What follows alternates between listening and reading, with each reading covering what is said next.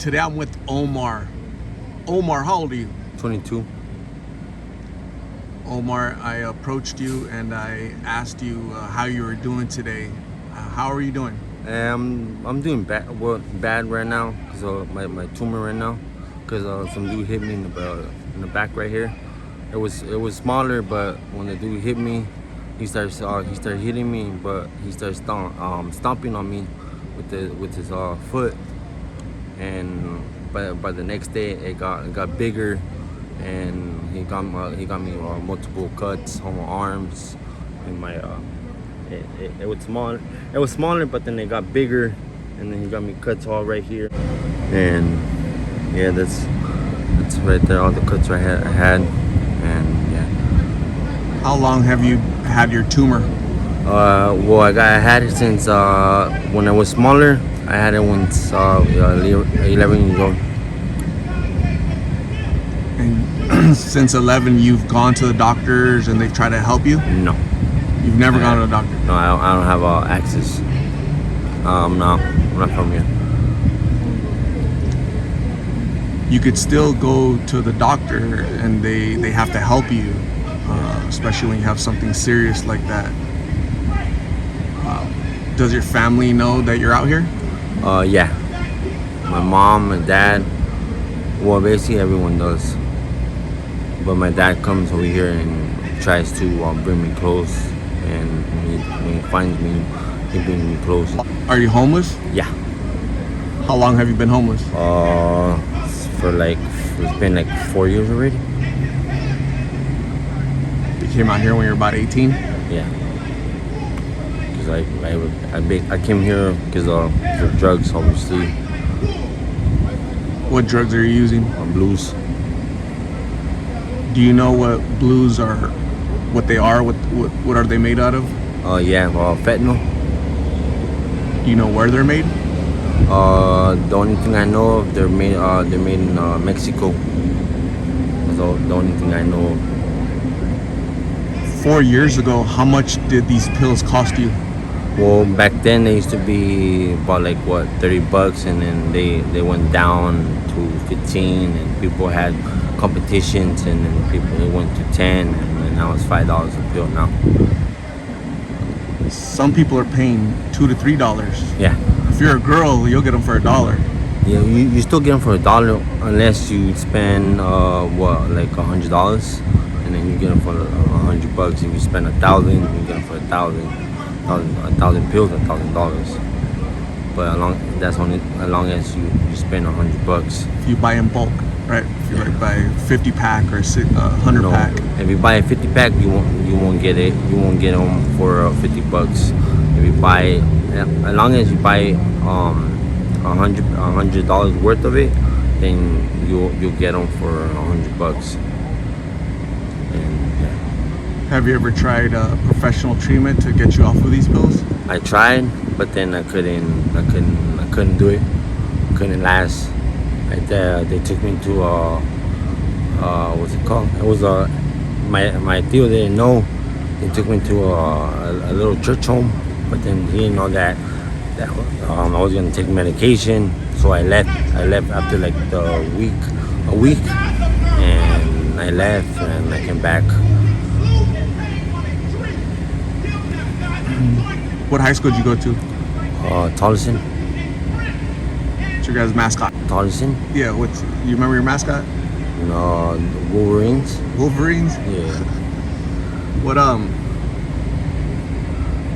What did you hope and dream of becoming when you were a young kid? A mechanic. You wanted to work on cars? Yeah.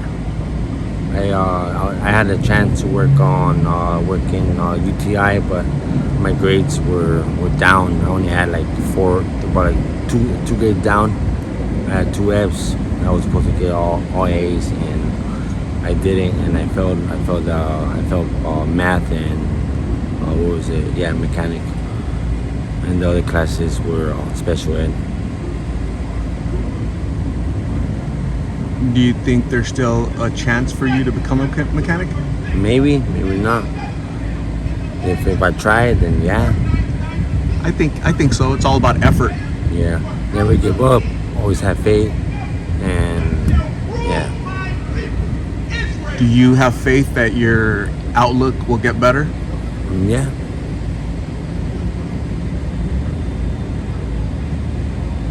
What are you trying to do for your future in the next 3 to 6 months? What are you trying to accomplish? Stop doing drugs, and yeah, stop doing drugs, and then go see my family, and actually see my nephews and nieces, because every time I go to my sister's house, the two kids don't recognize me, the baby don't recognize me, and the little other baby don't recognize me, so they get all scared because they don't know their deal. And my niece, she knows I'm on drugs. My other nephew knows I'm on drugs too. And the other one, the girl is only 11. The other one's only 4.5, and then the baby, she's barely about to turn 1 year old, and the other one's 3.5. I could tell you have a connection and you really love your family because you know all the ages of your nieces and nephews. Do you miss them? Yeah. I want to go to the house, but then if I go to the house, they're gonna see me that I'm on drugs, and they know that I'm on drugs, obviously.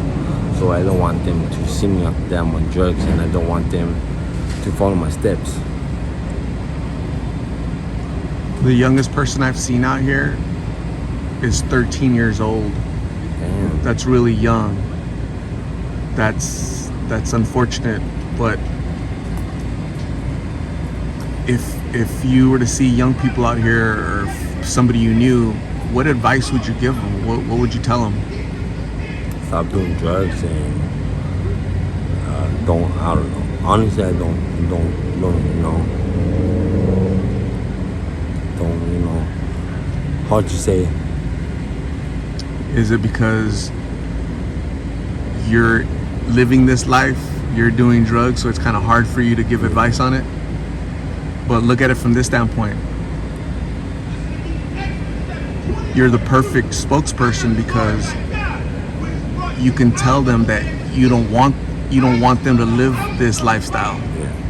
You don't want them to be out here sleeping on the streets, right? Panhandling for money or doing whatever you do to get money to buy these pills. Yeah. Staying away, missing family. Just so many dangers out here. Yeah. You're the perfect spokesperson to try to save them.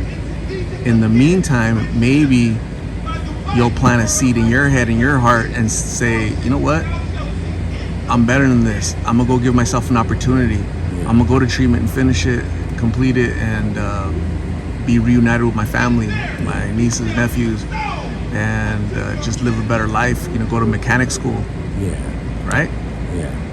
Hopefully, yeah. Hopefully I get the chance to do that again. Hopefully, but if I don't, then oh well. Then I'll try a new habit, a new thing, Maybe work on something else, Maybe work somewhere else. Because I used to work in what's it called, the ASU buses. Yeah. The ASU buses, they used to they go to California, to Las Vegas, and they have the bathroom. I used to pump the diesel. I used to park them, and then I used to translate for my boss, because there was some white people, and I was the only one that actually spoke English and Spanish. The other people spoke just Spanish. They couldn't understand what they're saying, so I was the only one just translating for them. So they're paying me more money, and that's what they used to pay me $1,500. But then that's when I got into drugs, and that's where everything fall apart, and that's when I lost my family, and I lost everything.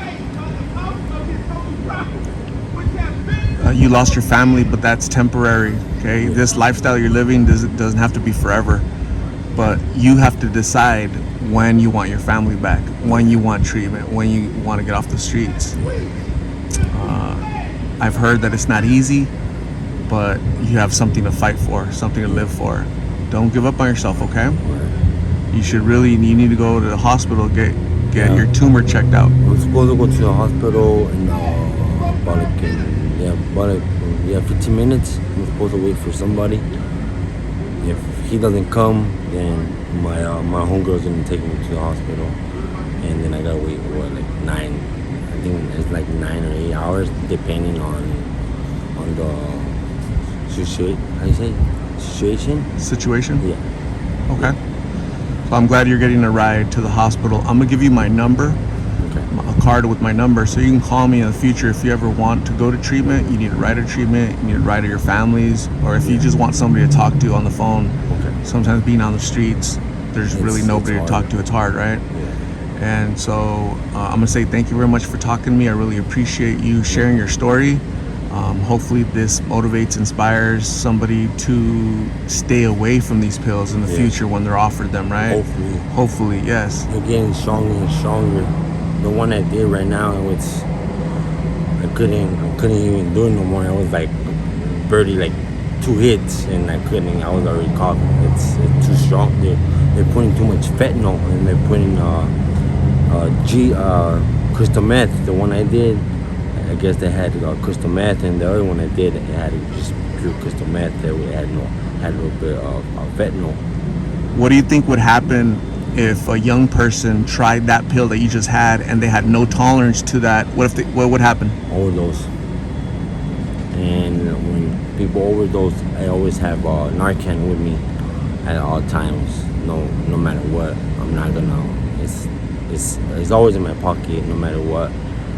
And if they overdose, then I gotta give them the Narcan. If they don't wake up, then I have to give them another Narcan through the other nose.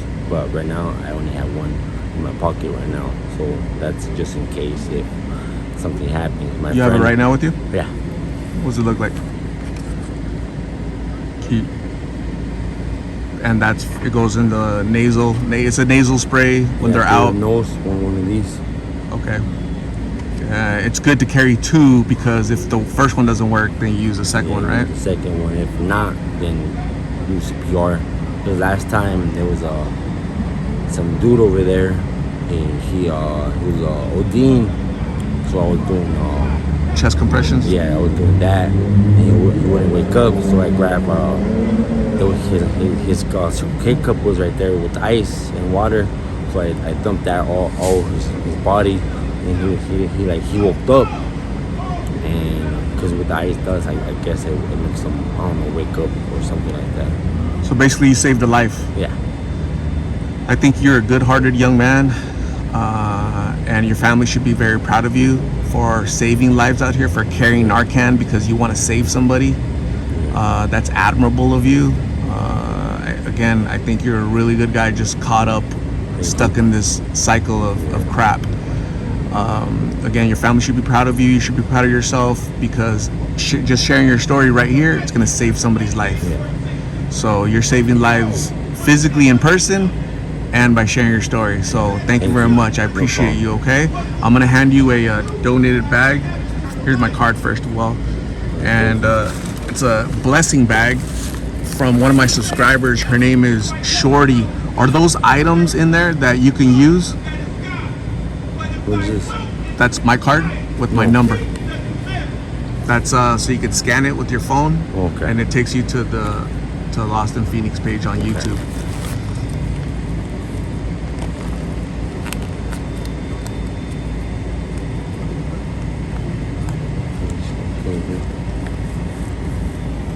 Yeah, wipes. Yeah, wipes. So I can clean my cuts and all that, because I have a habit picking at my cuts and all that. And my t-shirt.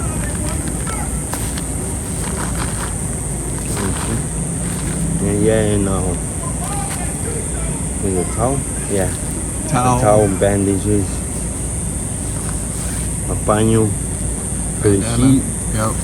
So you put over your hat, so it won't be that, and then you wet it, so it won't be that hot. Right. Little snacks.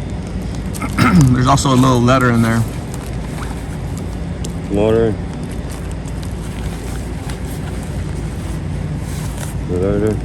Can you pull out that letter and read it really quick? It's a nice little short letter that Shorty wrote for you.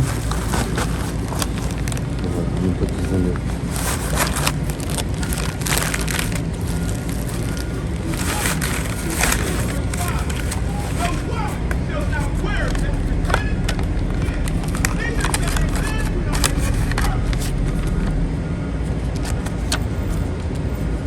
Which one? This one? Yeah. It says, first I want to say thank you for accepting this blessing bag. My family and friends help me make for you.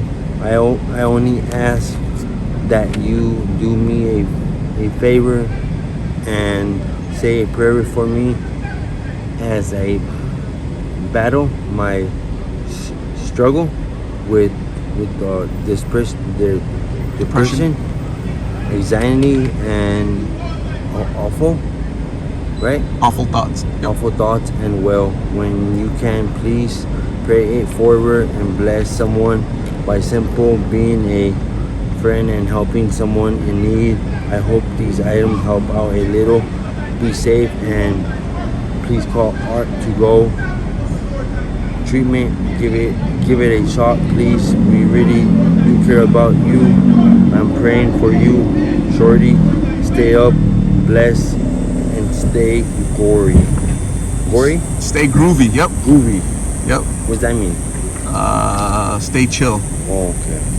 So thank you very much. God bless you, and we'll talk soon, okay? Okay.